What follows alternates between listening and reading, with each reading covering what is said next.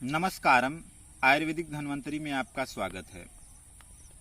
Hernia रोग और hernia रोग का आयुर्वेदिक इलाज। आज मैं हार्निया रोग का जो संपूर्ण आयुर्वेदिक इलाज है वो बताने वाला हूँ। क्या है हार्निया रोग, इसके लक्षण क्या होते हैं और यह रोग क्यों होता है, और जिसको हार्निया रोग हो जाता है तो उसको क्या क्या समस्याएं आती है। हार्निया का अर्थ होता है वृद्धि। जब हमारे शरीर का कोई अंग बढ़ के अपने लिमिट क्रॉस कर जाता है तो वह हार्निया रोग कहा जाता है। हमारी जो छोटी आंत होती है,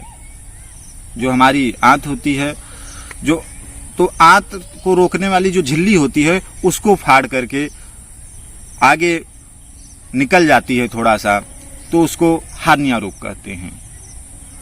यह ज्यादातर पेट के निचले हिस्से में होता है। आंतों को जो रोकने वाली, जो आंतों को अपने जगह पे बनाए रखने वाली जो एक झिल्ली होती है पेट के अंदर, हमारे स्टमक के अंदर, तो कहीं पे जब बहुत ज्यादा वजन उठाने से, भार पड़ने से, गलत एक्सरसाइज करने से आंत उस झिल्ली को फाड़ करके बाहर निकल जाती है। पेट के बाहर नहीं आता है, लेकिन आंत के अंदर ही उस झिल्ली को फाड़ देता है, रहता है पेट में ही। और पुरुषों में कभी कभी क्या होता है कि कभी कभी तो पेट के निचले हिस्से में होता है और कभी कभी यह लिंग के नीचे जो अंडे होते हैं वहां पे उसमें चला जाता है, आंत वहां तक पहुंच जाता है। और जब आंत अपने उस रोकने वाली झिल्ली को फाड़ के आगे बढ़ जाता है तो पेट में गैस बनने लगता है। खाना खाने की इच्छा नहीं होता है। खाना खाने के बाद में बहुत दर्द होता है, बहुत। इसके अलावा कभी कभी गैस बन जाता है खाना खाने के पहले, तो भी बहुत दर्द होता है, बहुत तकलीफ होता है। इसमें खाना ठीक से नहीं पचता है, गैस बनता है, खट्टी डकारें आती हैं, उठने और बैठने में तकलीफ होता है। जब दर्द चालू हो जाता है तो नींद भी नहीं आता है। और खास करके जब यदि जिसको हो जाए वह लापरवाही करता रहता है, बने होने के बाद में भी गलत एक्सरसाइज, बहुत ज्यादा वजन उठाना, गलत तरीके से उठना बैठना, इस प्रकार से क्रियाएं यदि वह व्यक्ति जारी रखता है तो समस्या बढ़ती ही जाती है। यहां तक कि यदि हार्निया के साथ में बहुत ज्यादा लापरवाही हो जाए या हार्निया बहुत बढ़ जाए, किसी भी कारण से बढ़ जाए, तो रोगी की मृत्यु भी हो सकती है। अतः जिनको हार्निया रोग हो गया है, अर्थात आंत अपने उस झिल्ली को फाड़ करके आगे बढ़ गई है, तो उनको बहुत ही ज्यादा सावधानी रखने की जरूरत होती है। एलोपैथ में इसका ऑपरेशन के द्वारा इलाज किया जाता है, लेकिन ऑपरेशन करवाने के बाद में भी बहुत ज्यादा ध्यान रखने की जरूरत होती है। और आयुर्वेद में बिना ऑपरेशन का इसका इलाज होता है, यह ठीक हो जाता है। समय जरूर लगता है लेकिन निश्चित तौर पे आराम हो जाता है। तो जिनको हार्निया रोग है वो ज्यादा वजन ना उठाएं, गलत तरीके से उठे बैठे ना, बहुत ज्यादा शक्ति लगाने वाला कार्य ना करें। उनको बहुत तेज से दौड़ना, बहुत तेजी के साथ उठना बैठना मना रहता है। और वजन तो समझ लीजिए 5-10 किलो से ज्यादा वजन उठाने का मतलब है कि उनकी रोग की समस्या बढ़ना, गैस होना उनकी आम बात होती है। मूत्र त्याग करते वक्त कभी कभी जलन भी होता है। शरीर में एसिड का मात्रा कभी कभी इसी की वजह से बढ़ने भी लगता है। तो जो इससे ऑपरेशन से बचना चाहते हैं, आयुर्वेद में इसका बहुत अच्छा इलाज है। आप लोग इलाज नोट कर लीजिए और इसका प्रयोग करने से 3-4 माह प्रयोग करने से यह रोग ठीक हो जाता है। परंतु जिनका यह रोग अत्यधिक बढ़ गया है या दवाइयां ये करते रहेंगे और साथ में ज्यादा वजन उठाते रहेंगे, तो 3 महीने नहीं 3 साल भी अगर वो उपचार कर लें तो नहीं ठीक होने वाला है। यदि आप सावधानी के साथ में रहते हैं तो ठीक हो जाएगा। साथ में ये भी ध्यान रखना जरूरी है कि जिनको हार्निया है वो बहुत ज्यादा कोई खेल, स्पोर्ट, बहुत दौड़ भाग, व्यायाम उनको बंद करना पड़ेगा। कुछ लोग जिम में जाते हैं और डंबल वगैरह बहुत ज्यादा वजन उठा देते हैं, बहुत ज्यादा वेट लिफ्टिंग कर देते हैं, उनको भी हार्निया रोग हो जाता है।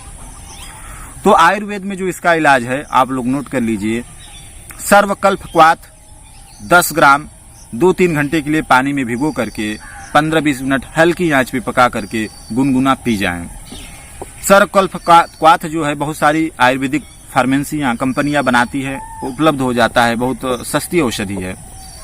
परंतु मैं आपको बता देता हूं कि आप सर्वकल्प क्वाथ जो है घर पे भी बना सकते हैं, क्योंकि यह हमारे गांव में और भारतवर्ष में हर एक जगह पे उपलब्ध होता है।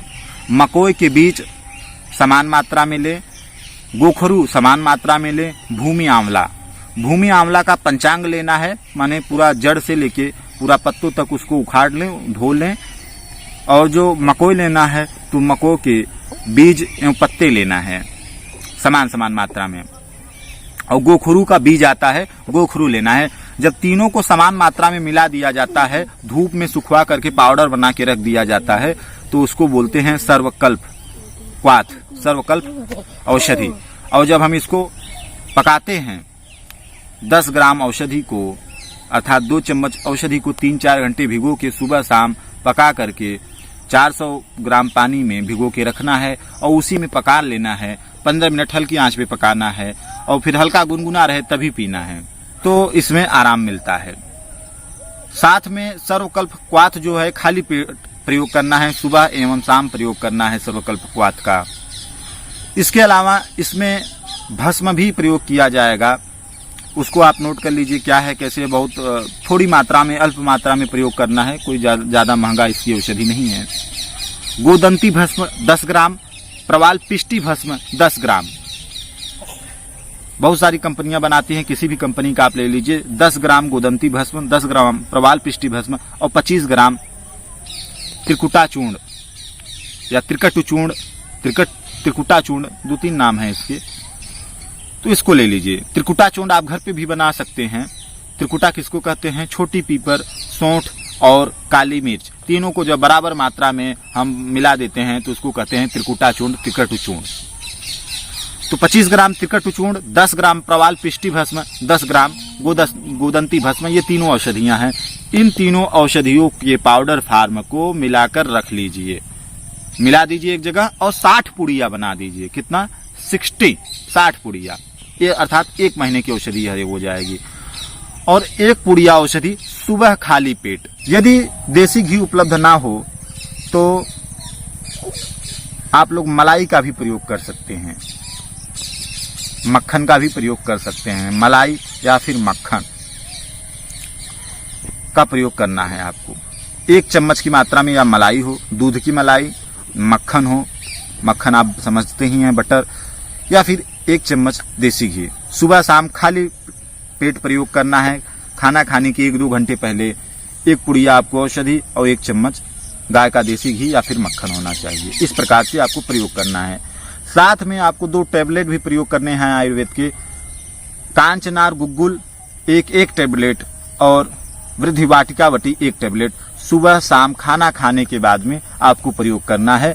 जिनको यह समस्या है, जिनको आंत वृद्धि हो गई है, हार्निया अर्थात आंत वृद्धि रोग हो गया है जिनको, यह उनके लिए औषधि कारगर है। और साथ में जिनको गैस बहुत ज्यादा बनता है तो वह खाना खाने के बाद में 1 चम्मच उनको लेना है वैश्वानर चूर्ण। जिनको गैस की अत्यधिक, भाई उनको आंत जो है हार्निया है और सुबह शाम दिन रात बहुत ज्यादा गैस बन रहा है, तो उनको क्या लेना है? 1 चम्मच वैश्वानर चूर्ण भी खाना खाने के बाद में सुबह शाम प्रयोग करना है। तो यह जो औषधि है, यह औषधि शरीर में कहीं पे भी गांठ हो, कोई भी शरीर का अंग बढ़ गया हो, शरीर में कहीं पे हड्डी बढ़ रही हो, शरीर में कहीं पे सूजन हो, तो सिर्फ यह हार्निया के लिए नहीं, काफी रोगों में यह काम करेगा। काफी शरीर के काफी ऑर्गन के मेंटेनेंस भी यह करेगा, शरीर को बल देगा। तो आपने दवाई ध्यान से सुन लिया है। यदि आपको इन औषधियों के बारे में कहीं पे कंफ्यूजन हो रहा है, कोई समस्या आ रही है, तो आप कमेंट करिए, आपके कंफ्यूजन का निराकरण किया जाएगा। या अन्य किसी रोग के बारे में आपको कोई सलाह चाहिए, किसी औषधि के बारे में सलाह चाहिए, तो आप कमेंट करिए। आपके रोग का निवारण किया जाएगा, आपको सलाह दिया जाएगा निःशुल्क रूप से। साथ में आप इसका प्रयोग करें, बहुत अच्छी औषधि है। धैर्य रखें, मैंने जितने आपको बताए हैं, परहेज बता दिया है, क्योंकि इसमें परहेज सबसे ज़्यादा जरूरी था, इसलिए मैंने औषधि बताने से पहले परहेज बता दिया है। उनका आप लोग ध्यान रखिए, अवश्य में आप लोग को आराम मिलेगा। और यदि आप मेरे वीडियो पे पहली बार आए हैं तो चैनल को सब्सक्राइब करें, वीडियो को लाइक करें, शेयर करें। आपने अपना कीमती समय दिया, इसके लिए आपको बहुत बहुत